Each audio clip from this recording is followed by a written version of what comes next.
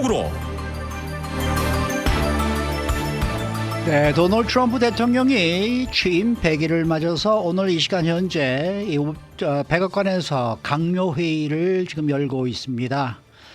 이 트럼프 행정부의 관세 정책에 따른 불확실성 확산과 수입 증가로 인해서 미국 경제가 올해 1분기에 0.3% 마이너스 역성장한 것으로 나타나고 있습니다. 이런 가운데 트럼프 대통령은 어제 미시건주에서 100일 기념 집회를 갖고 미국 250년 역사상 가장 성공적인 첫 100일이라고 자평을 했습니다. 자, 봉호식 기자. 안녕하십니까? 올해 1분기에 미국 경제가 역성장을 했습니다. 네, 첫 번째 소식은 일부 시간에 전해드렸습니다만 다시 한번 정리해 보도록 하겠습니다. 트럼프 행정부의 관세 정책 시행 때문에 불확실성이 커졌고 이에 때문에 기업들이 재고 확보를 위해서 수입을 크게 늘린 것이 성장률 하락의 주된 배경으로 작용했습니다.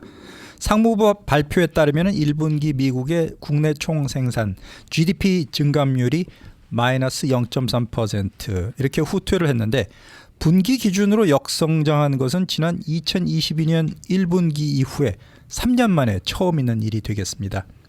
긴축 통화 정책 그리고 소비 둔화 걱정에도 불구하고 2년 전에는 2.9%, 지난해에는 2.8%라는 비교적 준수한 성장세를 나타냈고 또 직전 분기였던 지난해 4분기에도 2.4%라는 성장률을 보였는데 올해는 시작부터 암울한 출발을 나타내게 됐습니다.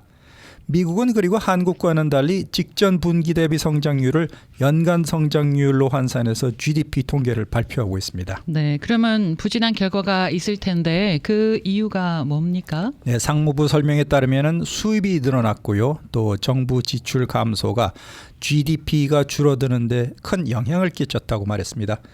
1분기 가운데 수출은 1.8% 늘어났는데 반면에 수입은 41%나 급증한 것이 수출에서 수입을 뺀 순수출 하락에 큰 영향을 끼쳤고요. 특히 상품 수입 51% 폭증했습니다.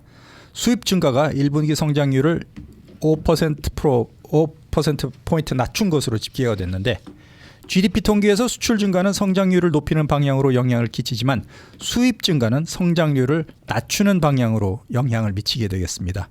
월스트리트에서는 트럼프 관세 시행을 앞두고 기업들이 외국산 소비재 그리고 외국산 원자재에 대한 재고 축적에 나서면서 수입 물량이 갑자기 크게 많이 늘어나는 것으로 예상하고 있는데 정부 지출 역시 1분기에는 1.4% 줄어들면서 1분기 역성장에 기여를 했습니다. 정부 지출 감소는 1분기 성장률을 0.25%포인트 낮춘 것으로 분석됐는데요. 또 일론 머스크가 이끌고 있는 정부 효율부 도지가 트럼프 행정부 들어서 연방정부 지출 인력을 크게 줄인 영향도 반영된 것으로 분석되고 있습니다. 네. 그러면 수입과 정부 지출을 뺀 나머지 부분은 어땠습니까? 네, 그다지 나쁘지 않은 모습인데요. 개인 소비는 1분기에 1.8% 증가했습니다. 내구재 소비는 3.4% 줄었지만 비내구재 소비와 서비스 소비는 2%대로 올라가면서 견조한 흐름을 나타냈습니다. 민간 투자는 설비 투자가 크게 늘어나면서 1분기 중에 22%나 급증했는데요. 관세를 시행하기에 앞서서 기업들이 설비 투자 시기를 앞당긴 것으로 풀이되고 있습니다. 그리고 미국 경제 수요의 기조적인 흐름을 보여주는 민간 지출 증가율은 3%로 작년 4분기 2.9%보다 약간 올랐습니다. 그렇지만 2기 행정부 출범 100일 만에 관세 정책 불확실성이 점점 커지면서 트럼프의 경제 정책이 역풍에 직면할 것이라는 전망이 퍼지고 있습니다. 관세 여파 때문에 소비자와 기업 심리가 급감을 했는데 만약에 2분기에도 역성장이 이어질 경우에는 미국 경제가 기술적으로 장기적인 경기 침체에 접어들 수 있어서 이런 걱정이 더 커질 것으로 예상되고 그런 반면에 또 US 캐피털 마켓스의 그 수석 이코노미스트는 2분기부터는 수입이 정상화될 것이고 그렇다면은 미국의 성장률이 오히려 빠르게 반등할 수도 있을 것이다. 이런 장밋빛 전망도 함께 내놓았습니다. 네, 트럼프 대통령이 어제 취임 100일을 기념하는 집회를 했습니다. 거기서 또 여러 얘기들을 하셨을 텐데 정리해 주시겠습니까? 미시간주의 머콤 카운티에서 지지자들과 대규모 집회를 열고 3개월 이상 행정부에서 시행한 정책을 자화자찬을 했습니다. 그동안의 상황에 대해서 약간 지금 어려움이 있지만 인내심을 가져라. 다시 경제가 좋아질 것이다. 이렇게 트럼프 대통령이 주장을 했는데요. 집권 2기 취임 이후에 지금까지 100일간의 활동에 대해서 250년 미국 역사상 그 어떤 정부보다도 가장 성공적인 첫 100일이 되었다. 이렇게 주장을 했습니다. 특히 제조업에 의존하고 있는 미시간주의 사정을 고려해서 자동차, 철강에 부과한 관세가 미국으로 다시 제조업과 일자리를 가져올 것이다. 이렇게 거듭 강조했고요. 이어서 트럼프 대통령은 우리의 세금과 관세 정책 때문에 전 세계에서 다시 미국으로 오고 있는데 그들이 여기에 와서 공장을 짓고 있다. 이렇게 말했습니다. 그리고 수십 년 동안 정치인들이 중국을 위해서 미국 자동차 사업의 요람인 디트로이트를 파괴했지만 여러분은 이제 노동자를 위한 투사를 백악관에 가지게 됐다. 바로 내가 투사다. 나는 중국을 우선하는 대신에 미시간주를 우선하겠다면서 미국 우선주의 거듭 내세웠습니다. 네. 이 최근 논란이 그치지 않고 있는 뭐 이 관세 정책에 대해서는 어떤 겁이 있었습니까?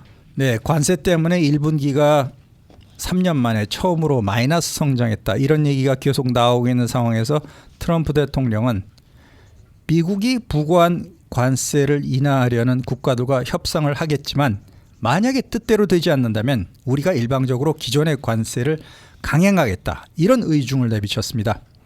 인도, 프랑스, 스페인, 중국, 한국을 포함한 전 세계 국가가 미국과 무역 협상을 하기 위해서 찾아오고 있다. 이렇게 트럼프 대통령이 얘기를 했는데요.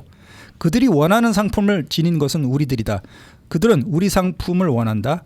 우리가 그냥 가격을 결정해버릴 수도 있겠지만 나는 공손하고 친절한 사람이기 때문에 협상이 너무 오래 걸리면 그냥 가격을 결정할 수도 있다. 이렇게 얘기를 했습니다.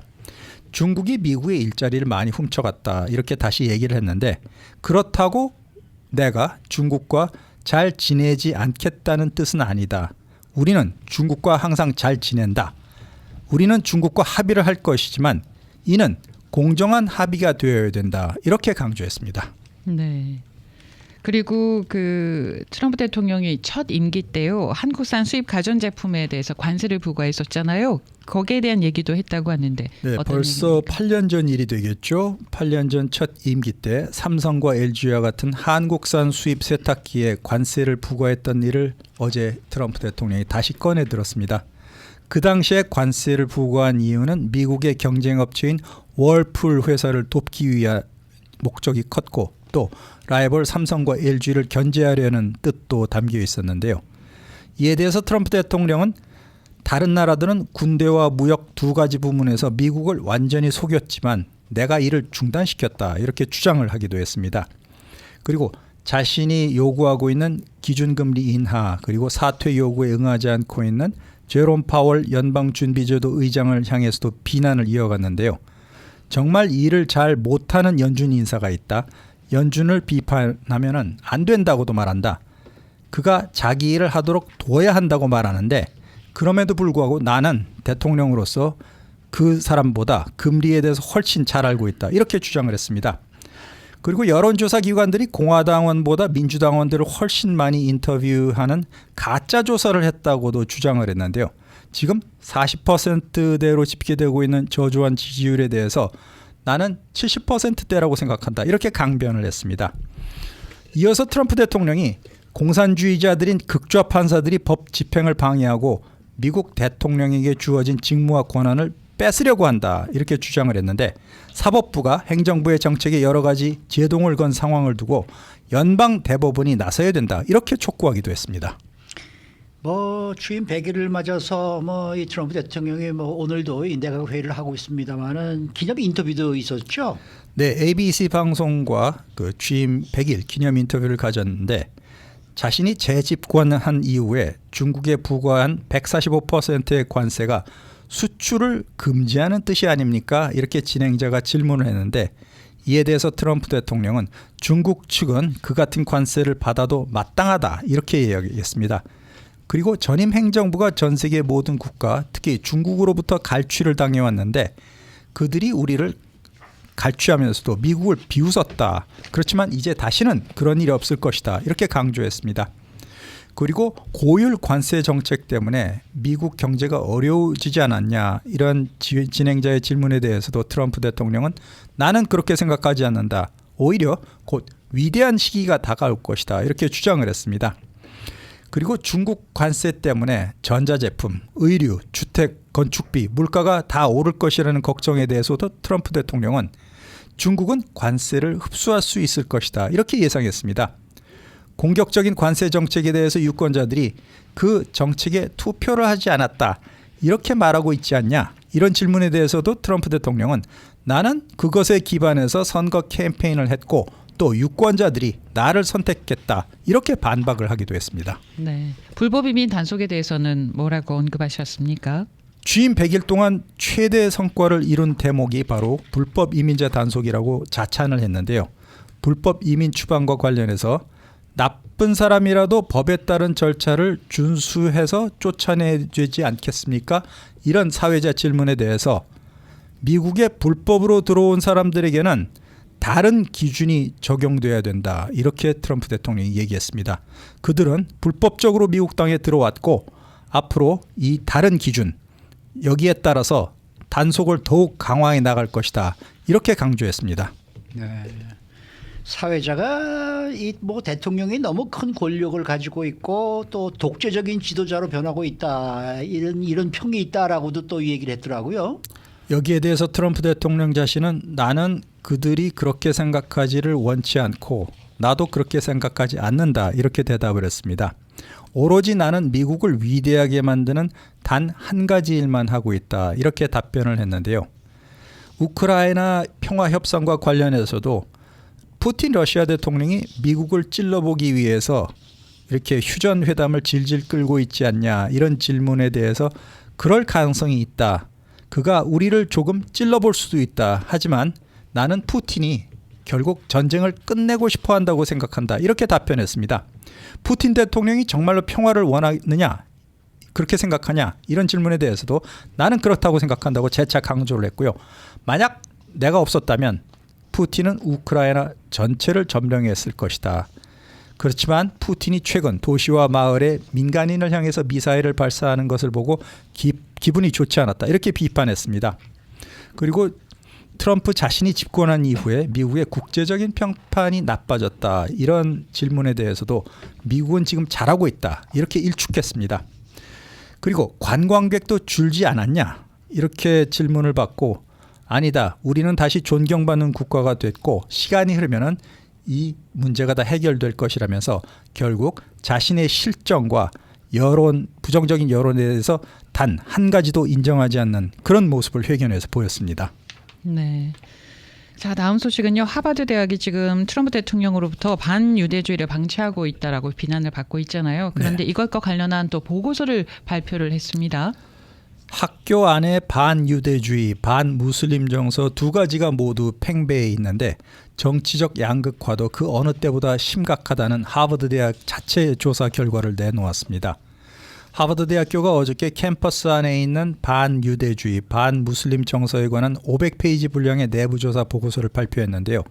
보고서는 하버드 대학이 각각 학내에 있는 반유대주의와 반무슬림 정서를 조사하기 위해서 꾸린 두 개의 별도 태스크포스 팀이 작성을 했습니다.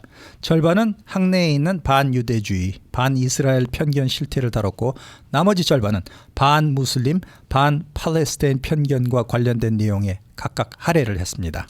그래서 조사 결과 어떤 결론이 도출이 된 겁니까? 2023년 10월에 이스라엘과 하마스의 전쟁이 시작된 이후에 몇 개월 동안 무슬림과 유대계 학생 모두가 하버드 대학 캠퍼스도 이제는 안전하지 않다고 느꼈다. 이렇게 결론을 지었습니다.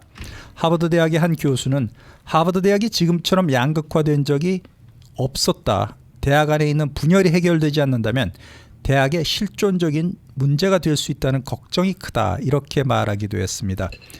그리고 학교 구성원 500명을 대상으로 인터뷰, 각종 조사를 바탕으로 이번 보고서가 작성이 되었는데요. 이런 반유대주의, 반이스라엘 정서가 하버드 대학교뿐만 아니라 학계에 전반적으로 양산되고 실천되고 확대되고 묵인되고 있다. 이런 지적이 나왔습니다. 그와 동시에 또 무슬림과 팔레스타인, 아랍권 학생과 구성원들도 불확실성, 위협, 고립 그리고 불관용의 정서를 경험했다. 이렇게 전했는데요. 일부 교수는 특정 정당 또는 특정 정치적 입장과 연관성이 강한 수업에서 이스라엘 팔레스타인 분쟁을 다룰 때 유대인과 이스라엘 쪽 입장을 부실하게 다루는 학술적인 게으름도 피웠다. 이런 지적도 나왔습니다. 그 때문에 2년 전에 가자 지구에서 전쟁이 시작된 이후에 하버드 캠퍼스가 친팔레스타인 연대 그리고 이스라엘을 향해서 제약 없는 분노의 표현을 위한 공간으로 변질되었고 많은 유대인과 이스라엘 학생들이 이 분노가 직접적으로 자신들을 향하고 느낀다. 이렇게 보고서에서 적시되었습니다. 그래도 뭐 하버드대는 뭐 어느 정도 좀 숙이고 들어가는 것 같은 느낌이 드는데 DEI 사무실 이름을 바꿨다면서요? 그렇습니다. 원래 그 다양성, 형평성, 포용성 DEI 사무실로 되어 있던 명칭을 최근 들어서 커뮤니티와 캠퍼스 사무실로 바꿨는데 정부의 보조금 중단 조치에 약간 굴복한 모습을 보인 것으로 보이고 있습니다. 또 법대 학술지인 하버드 로 리뷰 편집자들이 기고문을 멋대로 선정해서 민권법을 위반했다. 이걸 정부 차원에서 조사를 하고 있는 상황인데요. 하버드 로 리뷰 논문 선정 과정이 인종을 기반으로 승자와 패자를 가리는 잘못된 편집을 했다. 이렇게 교육부 간부가 주장을 했습니다. 이 하버드 로 리뷰라는 잡지는 버락 오바마 전 대통령이 하버드 법대 재학 시절에 첫 번째 흑인 편집장을 맡았던 아주 유명한 법률 학술지인데 정부에서 이 내용이 편향됐다. 조사 중이다. 거기에 따라서 뭐 정부 지원금 계속 줄이겠다. 이렇게 압박을 가하고 있는 그런 상황입니다. 네, 수고 많으셨습니다. 고맙습니다. 봉화식 기자였습니다.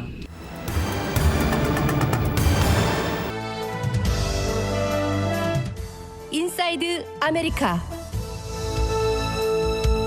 최근에 캘리포니아주가 하나의 국가였다면 전 세계에서 네 번째로 규모가 큰 나라일 것이다라는 발표가 나와서 며칠 전에 저희가 보도를 해드렸었습니다마는 이게 사실은 별로 의미가 없다라는 평가가 나오고 있습니다. 실제로 캘리포니아 주민들의 삶의 질이 그만큼 높다고 보긴 어렵다라는 지적입니다. 또 연방법원은 캘리포니아주에서 합리적 의심 없이 이루어지는 국경 순찰 때 영장 없는 이민 단속을 금지하는 예비적 금지 명령을 내렸습니다. 이것은 인종에 근거한 불법적인 단속 행위에 제동을 건 중요한 판결로 평가가 되고 있습니다. 박현경 기자. 네, 안녕하십니까. 최근에 캘리포니아주가 국가라면은 전 세계에서 네 번째로 부자 나라다 이런 발표가 있었는데 이게 뭐 이런 순위 상승에 대한 냉정한 시각도 존재한다라는 그러한 이제 보도가 일각에서 나오고 있습니다. 그렇습니다. 캘리포니아주의 GDP 규모가 크다는 건 분명한 사실이지만요. 이는 곧 캘리포니아 주민들의 삶의 질 향상과 직결시키긴 어렵다는 지적이 나옵니다. 지난주 캘리포니아주의 지난해 GDP가 4조 1천억 달러로 경제 규모가 미국, 중국, 독일에 이어 네 번째이고 일본도 제쳤다 이렇게 전해드렸는데요. 그렇지만 캘리포니아는 높은 생활비, 높은 주거비로 악명 높기 때문에 단순히 이 GDP 규모만으로 경제력을 제대로 평가하긴 어렵다는 지적입니다. 네. 그러니까 캘리포니아 주민들이 실제로 느끼는 경제는 그렇게 강하게 느껴지지 않는다라는 얘기가 되겠네요. 맞습니다. 캘리포니아주의 높은 경제력에도 네. 불구하고 삶의 질이 풍요롭다고 느끼지 않는 그런 주민들이 상당수에 달합니다. 오늘 아침 모닝뉴스에서도 전해드렸습니다만 한 보고서에 따르면 캘리포니아주 전체 가구 35% 정도가 기본적인 생활비조차 감당하기 어려운 것으로 나타났고요. 그리고 또 캘리포니아 직업경제센터 분석에 따르면요. 구매력을 기준으로 봤을 때 캘리포니아의 GDP를 조정하게 되면 세계 11위로 그렇게 순위가 하락합니다. 이건 일본, 러시아, 브라질, 인도네시아보다도 낮은 수준으로 평가됩니다. 따라서 GDP 규모뿐만 아니라 주민들의 실제 구매력을 고려한 분석이 필요하다고 볼 수 있습니다. 특히 주택비나 의료비, 세금 부담 등으로 실질적인 생활 여건은 악화되고 있다는 지적도 많습니다. 네, 저희도 이 뉴스를 전해드리면서 그런 얘기를 했었어요. So what? 이 캘리포니아주 경제 규모가 이 수치가 별 의미가 없다라는 평가가 또 나오는 또 다른 이유가 있습니까? 네, 이 수치는 캘리포니아주의 경제적 위상을 상징적으로 보여주긴 하지만 만약 캘리포니아주가 독립 국가였다면 이런 가정에 기반을 한 것이기 때문에 실질적 영향력은 제한적이란 분석입니다. 실제로 캘리포니아주는 연방정부의 무역정책, 재정지원, 법적 틀 속에서 움직이는 편이죠. 이 때문에 독립적인 경제 주체로 완전하게 기능할 수는 없습니다. 게다가 이 순위는 환율 변화나 일시적인 경기 요인에 따라서 바뀔 수 있는 만큼 국제 GDP 순위 이 자체의 실효성에 의문을 제기하는 목소리도 많이 나오고 있습니다. 네. 그 말은 다시 말하면은 캘리포니아주의 경제 규모가 아무리 크다 하더라도 미국이라는 그 연방 시스템 안에서 독자적으로 이제 정책을 추진하기에는 좀 한계가 있다 이런 뜻이 되겠네요. 그렇지 그렇습니다. 않습니까? 우리 네. 트럼프 대통령한테 꼼짝 못하잖아요. 네, 맞습니다. 캘리포니아주는 연방정부 지원 없이는 사실 대규모 사회 복지 프로그램을 운영하기 어렵고요. 네. 또 대학 연구 자금 상당 부분도 연방정부에 의존하고 있고요. 그리고 지난 산불 당시에도 우리가 느낄 수 있었듯 자연재해가 발생했을 시에도 연방정부의 긴급 지원이 필수적입니다. 이처럼 다른 주들도 그렇겠지만 캘리포니아주 경제 역시 미국 전체 경제 시스템과 긴밀하게 연결돼 있는 만큼 연방정부 정책 변화에 큰 영향을 받을 수밖에 없는 그런 구조가 되겠습니다. 자, 그럼에도 불구하고 이번 발표에서 캘리포니아 경제가 아주 강한 것으로 나온 배경은 뭡니까? 캘리포니아주는 실리콘밸리를 중심으로 한 기술 혁신, 강력한 벤처 자본, 풍부한 농업 기반, 또 세계 최대 규모의 소비 시장 등을 갖추고 있습니다. 그리고 미국에서 연방 연구 자금의 최대 수혜자이기도 하고요. 그리고 헬스케어, 기후, 문화 분야에서도 선도적인 입지를 확보하고 있습니다. 그래서 게빈 뉴섬 주지사는 이번 발표에서 사람과 혁신, 지속 가능성에 투자한 결과라고 평가했습니다. 네. 또 한 가지 이런 언급도 했습니다. 게빈 뉴섬 주지사가 당시 트럼프 행정부의 관세 정책이 캘리포니아의 경제적인 부분에 영향을 미치고 있다라고 이제 언급을 했거든요. 네. 당연히 이제 긍정보다는 부정적인 영향이다 싶기도 한데 어떻습니까? 네, 뉴섬 주지사는 발표에서 트럼프 대통령의 관세 정책이 캘리포니아주의 항만 수입 물동량을 감소시키고 있다고 전했습니다. 네. 특히 롱비치항, LA항을 통한 무역량이 하락세를 나타내고 있는데 이건 캘리포니아주의 수출입 경제에 부정적인 영향을 미친다는 겁니다. 캘리포니아주는 미 최대 무역 관문이자 아시아의 물류 허브이기 때문에 연방정부 통상 정책에 직접적인 그런 타격을 입을 수밖에 없다고 지적했습니다. 지금 미국에서 다른 주들과 비교하면은 캘리포니아는 지금 어떤 위치에 있는 겁니까? 경제 규모 면에서 다른 주들과 비교할 수 없을 만큼 앞서 나갑니다. 캘리포니아주는 텍사스보다 약 30% 경제 규모 면에서 크고 또 플로리다랑 비교를 해보면 거의 60% 이상 그래요? 큽니다. 네. 일각에선 캘리포니아주가 친기업적이지 않다고 지적하긴 하지만 그럼에도 불구하고 전국 GDP 또 고용 성장률을 주도하고 있습니다. 보수 성향의 친기업 지수에선 낮은 순위를 기록하지만 실제 경제 성과는 그것과는 반대로 나타나는 경우도 많습니다. 네. 그러면은 일부 보수 경제 지표가 캘리포니아주를 기업하기 나쁜 주라고 평가하는 이유는 어디에 있는 겁니까? 그 순위들은 주로 CEO의 설문이나 아니면 조세 부담 또 노동 규제 등을 기준으로 평가하기 때문입니다.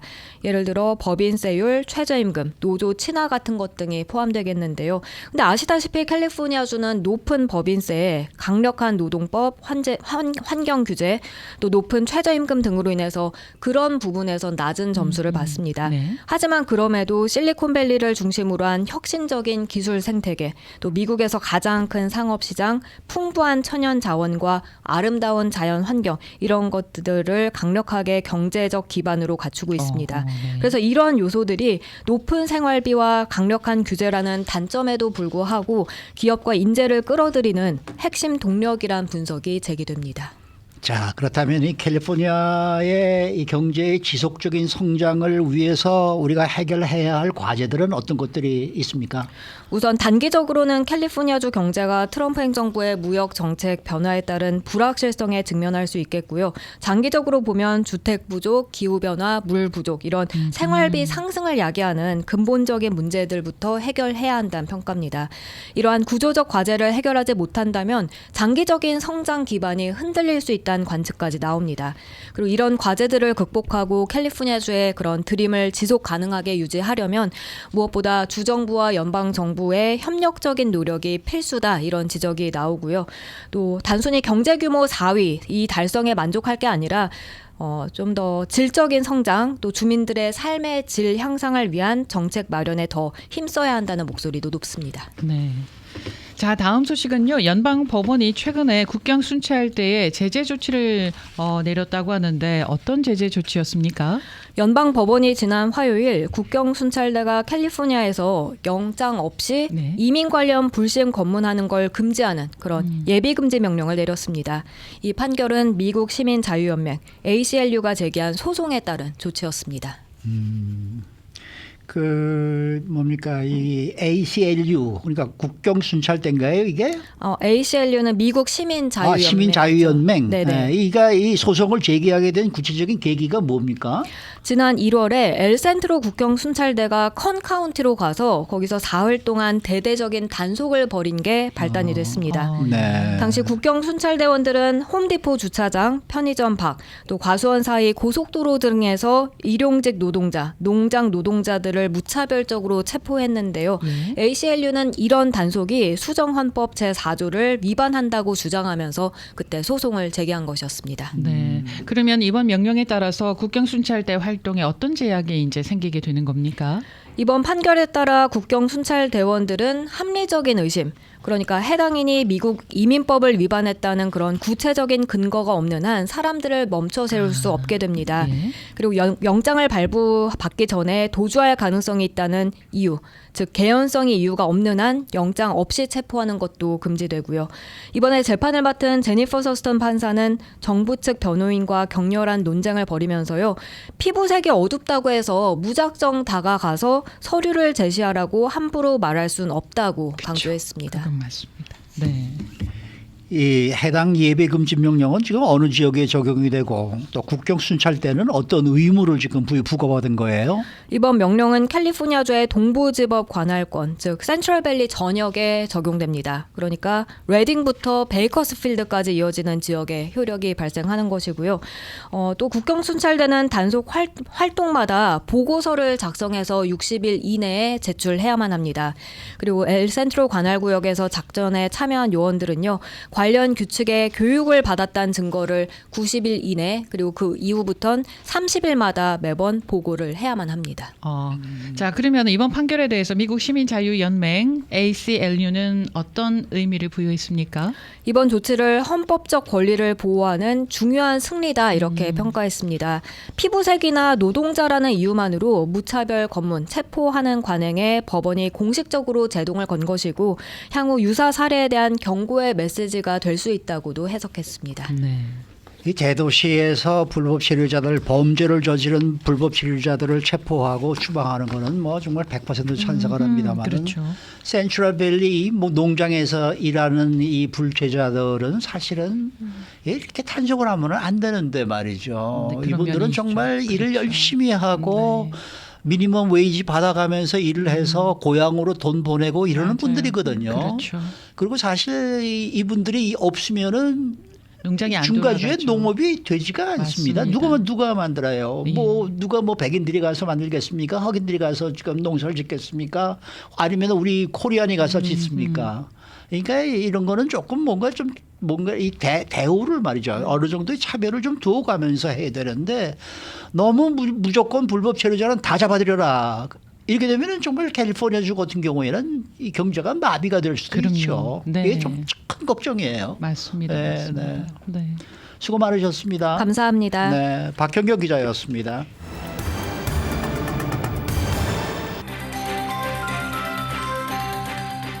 데일리 브리핑.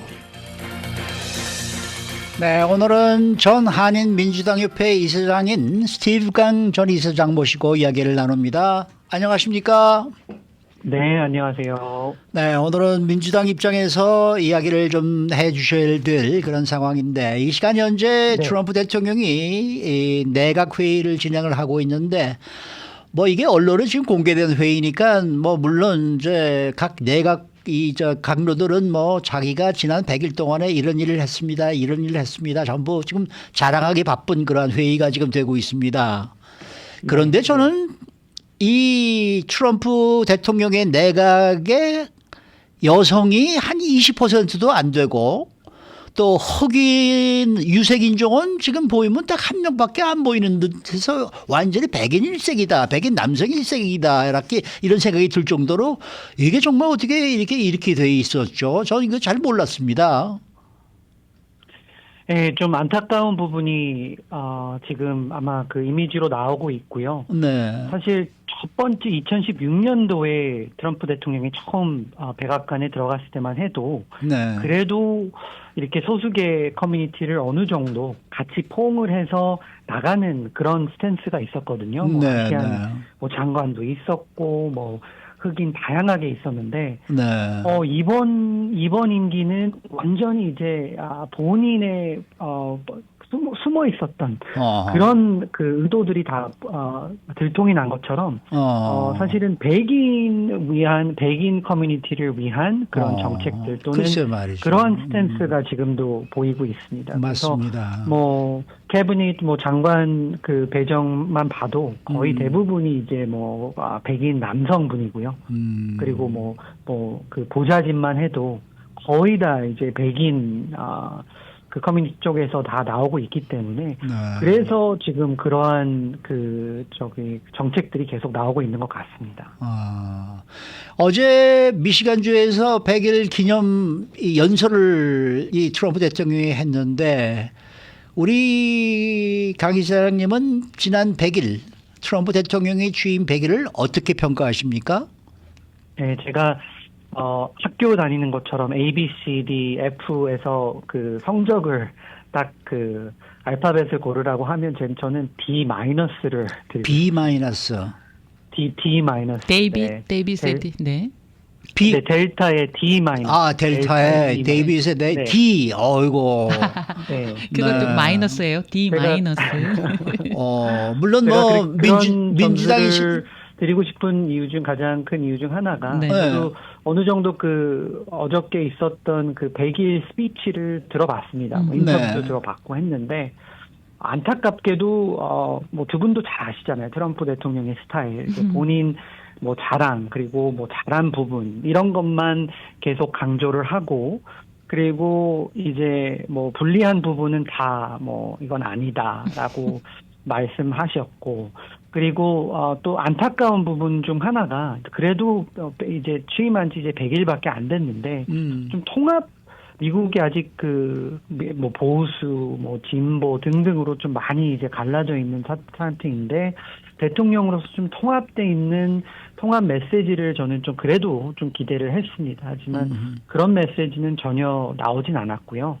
그리고 계속해서 뭐 불법 체류자, 뭐 추방 정책, 뭐 관세, 뭐 등등등 그런 이슈들을 계속 부각을 시키면서 그리고 또 아직까지도 이제 바이든 대통령의 이제 비난이 계속해서 이어져 와서 그런 게 좀 너무 안타깝고요. 그리고 뭐 두 분도 매일마다 이제 뉴스를 커버하시면 아시겠지만 지금 상당히 미국 경제가 안 좋은 방향으로 흘러가고 있습니다. 또 최근에는 미국 1분기 GDP 성장률이 또 마이너스 0.3%라는 그 놀라운 그런 수치가 또 나왔고요. 네. 뭐 관세 전쟁 때문에 뭐 우리 한인 커뮤니티뿐만 아니라 정말 그 미국 전국에서 모두가 지금 힘들어하는 이런 시기가 계속 이어져 왔고 있기 때문에 저는 아직까지는 그래도 돌릴 찬스는 있다고 해서 제가 점수는 D-를 드렸습니다. 아, 회복할 가능성이 있기 때문에 D-까지. 네. 그런데요. 네, 맞습니다. 네. 역대 대통령 가운데 가장 낮은 취임 100일 지지율을 지금 이제 기록을 하고 있는데, 그런데 트럼프 대통령이요. 이거 가짜 뉴스가 생산하는 가짜 여론조사다. 이렇게 얘기를 하고 있는데 어떻게 생각하십니까? 네, 이것도 굉장히 티피컬한 트럼프 대통령에 대한 스탠스라고 저는 보고 있습니다. 예. 왜냐하면 이렇게 불리한 수치나 또는 데이터 또는 이렇게 지지율이 나오면 다 가짜 뉴스고 만약에 지금 여론조사에서 좀 높은 여론조사 수치가 나왔으면 아마 그거를 또 이제 본인의 소셜미디어를 통해서 자랑을 했겠죠. 하지만 지금 뭐 ABC, 뭐 보수 언론인 뭐 팍스, 뭐 CNN 등등이 다 뭐 39, 41 높으면 41% 정말 역대한 대통령, 미국 대통령 중에서 100일 그 타임라인에서 가장 낮은 수치거든요. 네. 그래서 상당히 지금 미국 국민이 물론 작년 그 11월 달에 이제 선거인단뿐만 아니라 이제 인기 투표에서도 이제 트럼프 대통령이 당선이 된 거는 팩트지만 그때 약속해 왔던 그리고 그 당시만 해도 사실 경제적인 부분에서 기대치가 많았거든요. 네. 저희 부모님도 사실은 민주당 성향이지만 그래도 경제적인 부분에서 좀 불만이 많기 때문에 만약에 이제 트럼프 대통령을 지지하진 않았더라도 그래도 좀 경제가 좀 회복을 시키지 않을까라는 기대가 있었는데 오히려 지금 반대로 흘러가고 있고요. 그리고 조금 전에 이제 최 앵커께서도 지적하셨지만 너무 이렇게 그 백인 커뮤니티 포커스된 정책을 이제 추진하다 보니까 우리 같은 소수계 마이너리티 커뮤니티에서는 정말 경제적으로는 더 힘들고요. 오히려 이제 뭐 대기업이나 큰 기업들에게만 오히려 이제 플러스 되는 그런 정책들이 나오고 있어서 이러한 수치가 나오고 있는 것 같고요. 그래서 사실 뭐 첫 번째 트럼프 임기 또는 지금 임기에서는 원래는 경제적인 수치에서는 항상 가장 높은 그 지지율이 나왔는데 지금 경제적인 부분의 지지율마저도 굉장히 많이 하락하는 추세가 있기 때문에 확실히 이제 미국 국민들도 물론 뭐 계란이나 뭐 이런 아직 물가가 비싸다는 체감을 많이 하고 있겠지만 그래도 다른 부분에서 지금 너무나 힘들다라는 그런 신호가 이러한 지지율에서 나타나는 것으로 보고 있습니다. 네.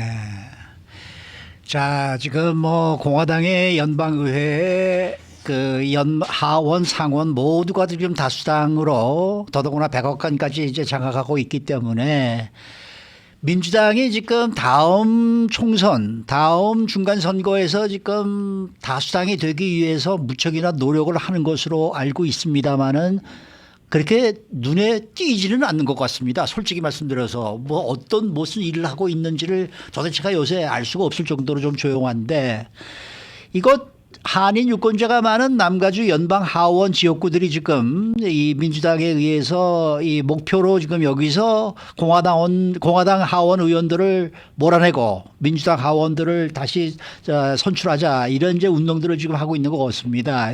여기에 대한 좀 설명을 좀 부탁드릴게요. 네. 이제 사실 잘 설명해 주셨지만 지금 워싱턴 DC 상황이 사실은 공화당 쪽에서 다수당 그리고 백악관까지 다 차지하고 있기 때문에 뭐 법안이나 아니면 뭐 의회 내에서 다양한 액션으로 통해서 이제 트럼프 대통령을 맞설 그런 힘이 많이 부족한 건 사실입니다. 네. 그러다 보니까 최근에 그 뉴욕의 연방 하원 의원인 알렉산드리아 오카시오 코테즈나 버니 샌더스 상원의원이나 이런 분들이 이제 전국을 다 돌아다니면서 이곳 로스앤젤레스도 찾아왔습니다. 하면서 이런 대형 시위를 하고 있고요. 그렇기 때문에 아마 민주당에서는 이제 내년 있을 이제 중간 선거에 많은 힘을 지금 투자를 하고 있습니다. 왜냐하면 이제 의회를 다시 찾아야지만 그래도 어느 정도 이제 트럼프 대통령을 막을 수 있다라는 그러한 목소리가 높기 때문에 그러려면 이제 연방 하원은 지금 아주 정말 의원석이 한 두세 개만 바뀌어도 지금 다수당이 이제 체인지가 되는데 그렇기 때문에 민주당이 이곳 남가주 특히 한인 인구가 많은 뭐 오렌지 카운티 지역에 좀 많은 시간과 또는 돈을 투자를 하고 있습니다. 특별히 이제 연방 하원 45지구 얼바인이 포함이 된 이제 지금은 이제 민주당 소속 한인 데이브민 의원이 지금 거기 자리를 지키고 있고요. 이분도 뭐 작년에 당선이 됐지만 이제 내년에 다시 또 디펜스를 해야 됩니다. 그렇기 때문에 거기에 또 많이 있고요. 그리고 거기만 해도 뭐 한인 인구가 거의 한 3만 명이 됩니다. 네. 그다음에 조금 더 오렌지 카운티에 올라와서 부에나 파크, 솔러튼 이 지역에 있는 이제 45지구 물론 작년 선거만 해도 이제 미셸 스틸 이제 공화당 소속 한인 의원이 계셨지만 이제 베트남계 민주당 후보 데렉 트랜이 이제 그 승리를 해서 당선이 돼서 45지구에 있는데 지금 좀 45지구가 좀 특별한 이유가요. 이제 미국 통틀어서 가장 한인 인구가 많습니다. LA보다 LA 그 연방 하원 의원주보다.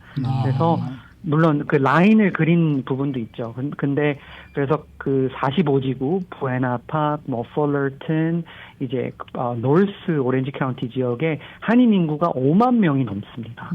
네. 그래서 거기가 지금은 이제 베트남계 이제 데렉 트랜이라는 의원이 있고 그래서 지금 많은 분들이 과연 미셸 스틸 의원이 다시 한번 도전하지 않을까? 아니면 뭐 다른 베트남계 이제 공화당이 또 도전하지 않을까라는 지금 그러한 이제 그 뉴스가 계속 나오고 있거든요. 근데 제가 보기에는 미셸 스틸 의원은 좀 다른 루트를 이번 선거에는 좀 보고 있고요. 아마 대사 쪽으로 눈을 돌리신 것 같고, 뭐 대한민국이 됐던 아니면 다른 이제 아시안 국가가 됐던 그런 쪽으로 눈을 돌리신 것 같고, 그렇다면 아마 공화당 쪽에서는 이제 베트남계 공화당 소속 후보를 지금 리크루팅 중이기 때문에 아마 내년 선거에서는 한인이 아닌 베트남계 베트남 빅 매치가 또 될 것 같습니다. 그리고 제가 네. 그리고 캘리포니아 연방하원 40지구 선거도 좀 분석해 주시면 좋겠습니다. 네, 거기에는 지금 이제 영김 많은 분들이 잘 아시죠. 영김 의원이 지금 공화당 소속이지만 계속해서 그 지역을 지키고 있는데 그 지역만 해도 한인 인구가 사실은 많이 없습니다. 그렇죠. 영김 의원 후보 지역에는 이제 의원 지역에는 하지만 요번에 이제 좀 특이한 점이 이제 한인 후보인 민주당 후보인 에스더 김 베렛 후보가 이제 등장을 했거든요. 그래서 이 에스더 김 후보 같은 경우에는 이제 민주당 소속이고 조금 더 젊은 층에 속하고 또 이제 그 아트 딜러 역할을 오랫동안 하다 보니까 벌써 론치한 지 한 3개월밖에 안 됐는데도 $100만 이상을 지금 선거 자금을 모았거든요. 그래서 잘하면 한인 vs 한인의 빅매치가 또 될 것 같기도 하는데 하지만 여기 영김 의원 지역구 같은 경우에는 유권자 등록 비율을 보면 공화당이 거의 한 5% 더 높습니다. 네. 그러다 보니까 조금 더 영김 의원에게는 유리한 부분이 있기 때문에 조금 더 지켜봐야 되겠지만 하지만 에스더 김베렛 후보가 계속해서 이렇게 큰 후원금을 모으고 그런 돈으로 위협을 한다면 아주 큰 빅매치를 예상을 할 수가 있습니다. 알겠습니다. 오늘 말씀 잘 들었습니다. 네, 감사합니다. 네, 오늘은 전 한인 민주당 협회 전 이사장이신 스티브 강 이사장 모시고 이야기를 들어봤습니다.